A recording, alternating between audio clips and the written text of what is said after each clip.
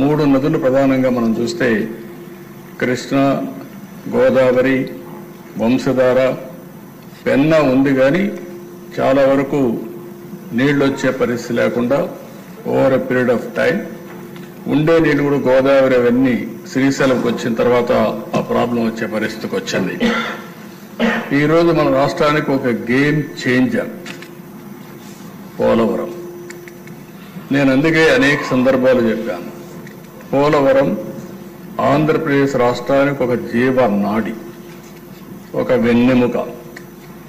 ఇది కానీ సమర్థవంతంగా కానీ మనం చేసుకోగలిగితే, అక్కడి నుంచి నదుల అనుసంధానం జరగగలిగితే ఈ రాష్ట్రంలో కరువుకు చెక్ పెట్టే పరిస్థితి వస్తుంది. కరువును నివారించగలిగితే బంగారం పండించే రైతాంగం ఉన్నారు, పెట్టుబడులు వస్తాయి, త్రాగునీటి సమస్య కూడా పరిష్కారం అవుతుంది. కొన్ని ప్రాంతాల్లో ఫ్లోరైడ్ నీళ్లుండి అనేక ఆరోగ్య సమస్యలు వస్తున్నాయి. ఈస్ట్ వెస్ట్ గోదావరి జిల్లాల్లో చూస్తే ఎక్కువ చేపల చెరువులు వచ్చే తర్వాత కలుషితమైన నీరు తాగే పరిస్థితికి వస్తున్నాం. అయితే ఆ దిశ ఇక్కడుండే సభ్యులందరూ కూడా, మీకే కాకుండా రాష్ట్రంలో ఉండే ప్రజలు కూడా అర్థం చేసుకోవాల్సిన అవసరం ఉంది. ఈరోజు ఏదైతే పోలవరం ప్రాజెక్టు ఉందో అది ఇప్పుడుది కాదు, ఓసారి చరిత్ర. ఆ చరిత్రలో మనం చూస్తే 1941లో ప్రపోజల్ వచ్చింది. 1941లో దివాన్ బహదూర్ ఎల్ వెంకటకృష్ణయ్యర్, అప్పుడు చీఫ్ ఇంజనీర్ ఇరిగేషన్, అతను ఒక ప్రపోజల్ పెట్టాడు. ఒక స్టోరేజ్ రిజర్వాయర్ ఇక్కడ వస్తే బాగుంటుంది, గోదావరి పైన రావాలి అని ఆలోచించి ప్రిలిమినరీ ఇన్వెస్టిగేషన్ 42-44లో చేశాడు. అప్పట్లో ఒక జీవో కూడా ఇష్యూ చేశారు. ఆ జీవో ప్రకారం ఫర్దర్ ఇన్వెస్టిగేషన్ తొలిసారి మీరు చూస్తే 170 అడుగులు ఎత్తిపెట్టాలని, ఆ నుంచి 208 అడుగులు కూడా పెట్టాలని, దీనివల్ల 340 నుంచి 700 టీఎంసీ నీళ్లు పోలవరంలో, పేరు కూడా అప్పుడు పోలవరం కాదు, అక్కడ రిజర్వాయర్ నీళ్లు ఉంటాయని చెప్పి ఒక అవగాహనకు వచ్చారు. 75 నుంచి 150 మెగావాట్ల పవర్ ఉత్పత్తి చేయొచ్చు అనుకున్నారు. పేరు కూడా రామపాద సాగర్ ని సైట్ని ఐడెంటిఫై చేసి అక్కడ ఈ ప్రాజెక్టు కట్టాలని చెప్పి ఆ రోజు నిర్ణయించారు.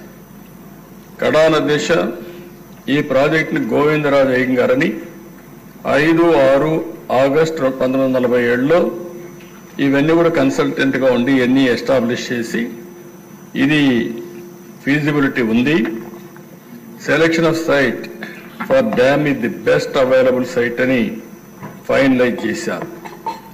ఆ రోజు గాని ఇప్పుడు వచ్చినట్టు పోలవరం పూర్తయిన దిశ ఎస్ఎస్ఆర్ 47-48 ప్రకారం 129 కోట్లు, ఈరోజు 55,000 కోట్లు. అంటే ఆ రోజు ఈ ప్రాజెక్ట్ అయిపోయింటే రాష్ట్రం ఎంత సువిష్టమయ్యేదో, ఎంత అభివృద్ధి అయ్యేదో ఒక ఉదాహరణ మాత్రం.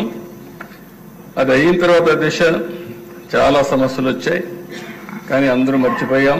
స్వాతంత్రం వచ్చింది, రాష్ట్రం వచ్చింది, మళ్ళా రాష్ట్రం కలిసింది, రాష్ట్రం విడిపోయింది. ఎన్ని జరిగినా కూడా అప్పట్లో ఎవరూ పట్టించుకోకుండా 15/5/1981లో మాత్రం అంజయ్య గారు ఫౌండేషన్ వేశారు.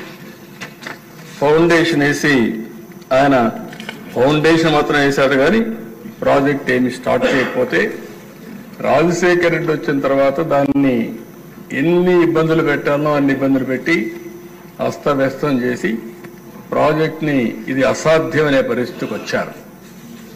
మొట్టమొదటిసారి దిశ రాష్ట్ర విభజన జరిగిన తర్వాత హైదరాబాద్ ఇన్కమ్ తెలంగాణకు వెళ్తుంది, ఆంధ్రప్రదేశ్కి ఆదాయం లేదు. కాబట్టి ఈ ఆదాయం రావాలంటే కొన్ని అనౌన్స్ చేయాలనే ఉద్దేశంతో పోలవరాన్ని ఒక నేషనల్ ప్రాజెక్టుగా అనౌన్స్ చేశారు. ఈరోజు హైదరాబాద్ ఉంది దిశ, నాలెడ్జ్ ఎకానమీకి చిరునామా. ఈరోజు దాన్ని ఒక ఆదర్శంగా చేశాం. అలాంటి రాష్ట్రానికి అక్కడ ఇచ్చినప్పుడు దీనివల్ల మనకు పూర్తిగా ఫలితాలు రాకపోయినా ఇక్కడి నుంచి శ్రద్ధ పెట్టాలనే ఉద్దేశంతోనే ఆ రోజు నేను ఒకటే ఆలోచించా, 1 అమరావతి, 2 పోలవరం. ఈ రెండు మనకు రెండు కళ్ళుగా తీసుకుపోవాలనే ఉద్దేశంతోనే రెంటిపైన కూడా శ్రద్ధ పెట్టాం. మూడోది, ఆంధ్రప్రదేశ్కు ఉండే పెద్ద అవకాశం సీ కోస్ట్. పోర్ట్ లెడ్ ఎకానమీకి ముందుకు పోతే బ్రహ్మాండంగా అభివృద్ధి అవుతామనే ఉద్దేశంతో ఈ మూటిపైన కూడా దృష్టి పెట్టి ఒక పక్క పెట్టుబడులు, ఒక పక్క అమరావతి, ఇంకొక పక్క పోలవరం ద్వారా నదుల అనుసంధానానికి మనం ముందుకు పోయాం.